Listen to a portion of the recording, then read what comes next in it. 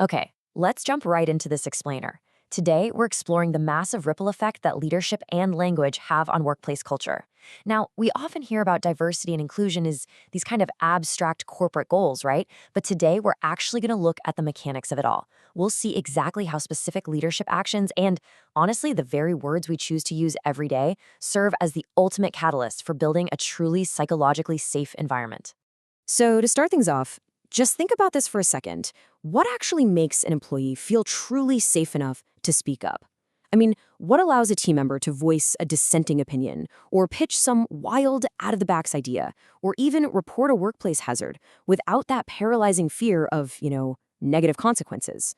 It doesn't just happen magically on its own, and it definitely doesn't happen just because a motivational poster in the break room says it should. The real answer comes down to psychological safety and work group inclusion. Basically, it's a state where your employees actually feel esteemed, they feel like they belong, and they know they can challenge the status quo without looking over their shoulder.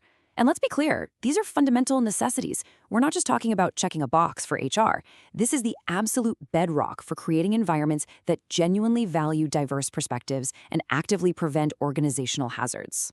All right, moving to section one, the roots of psychological safety.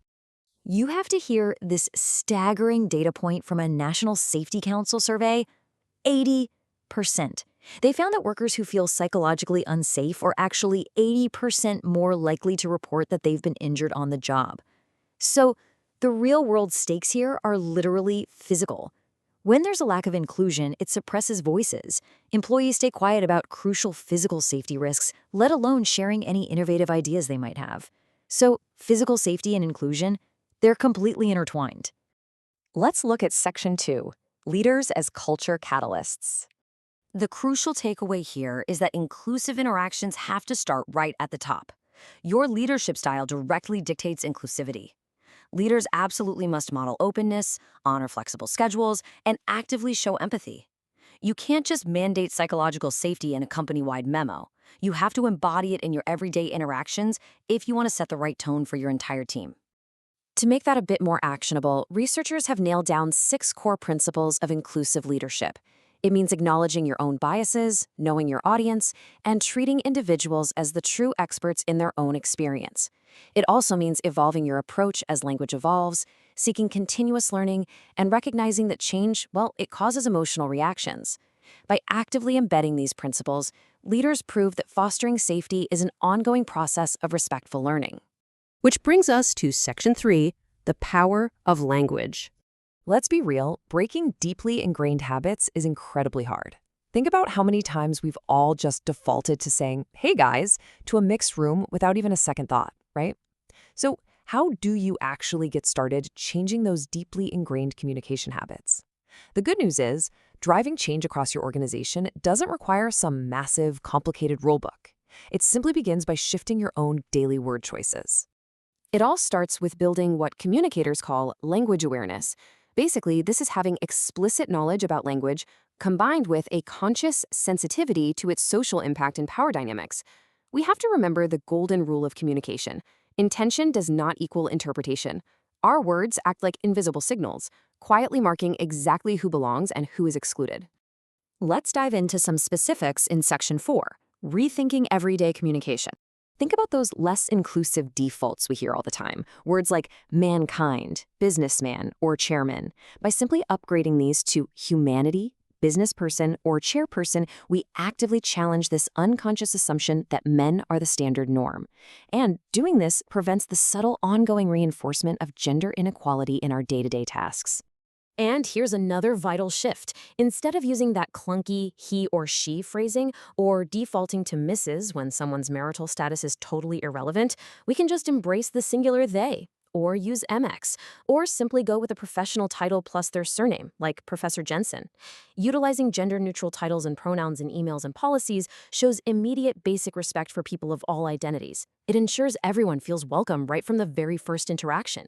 This applies to accessibility too. Phrases like wheelchair-bound or suffering from kind of imply that a person is trapped or victimized. Instead, if we use person-first language, like person who uses a wheelchair, it centers their actual personhood. The wheelchair is just an assistive technology for mobility, It's definitely not a cage. We also really need to catch corporate jargon that hides these outdated assumptions. Words like blacklist or whitelist carry this moral color coding that we honestly just don't need in our tech or HR departments. Plus, blocklist and allow list are actually way more precise anyway. Similarly, swap out third world for low and middle income countries. It's all about upgrading our language so it's accurate, modern, and respectful. Okay, moving to Section 5, designing inclusive environments. Because inclusive design, it absolutely does not happen by accident. It requires real thought and empathy. Whether we're talking about the layout of a physical meeting room or just formatting a digital spreadsheet, we have to ensure our environments are actually accessible to varied needs before we hit send or open the doors. Let's look at digital accessibility for a second. Here are 3 incredibly easy steps you can literally take today. Number 1, run accessibility checkers in your software before sharing a document. 2, ensure your link text makes sense out of context, so please don't just write "click here." And 3, front-load your links with the most important words. These are super simple design tweaks, but they immediately remove massive barriers for employees who rely on screen readers. And what about meetings? Setting up inclusive meeting norms is a total game changer. Share agendas in advance so people actually have time to process the information. Assign a moderator. Offer video opt-outs for comfort, limit interruptions, and make sure you're actively engaging your virtual participants. Doing all this ensures we aren't just inviting diverse views to the table, but we're giving them equitable access to actually contribute their ideas. When it comes time to make decisions, your boardroom should never be an echo chamber. Leaders have to explicitly invite dissenting views. This helps avoid snap judgments based on things like someone's accent, age, or appearance. Taking a slower, more deliberate, and inclusive approach to thinking leads to vastly better business outcomes. But hey, we can't forget about physical safety in our workspaces either. Universal signage is a wildly critical form of inclusive communication. By bypassing language barriers entirely with clear universal symbols, we ensure that simple miscommunications don't turn into dangerous hazards. This is particularly vital for diverse teams and refugee populations who might be working on manufacturing floors. Now look, if all these roles and linguistic shifts feel a bit overwhelming right now, take a deep breath. Inclusive language is not about chasing perfection.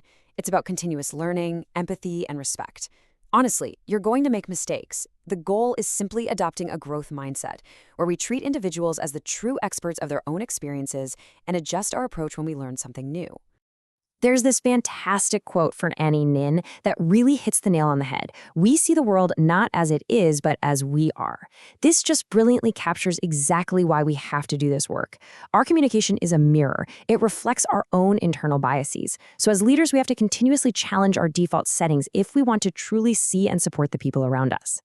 So, knowing the incredible ripple effect your leadership actions and your language have on your team's psychological and physical safety, I want to leave you with this final provocative thought. How will your words build a safer, more inclusive environment starting today?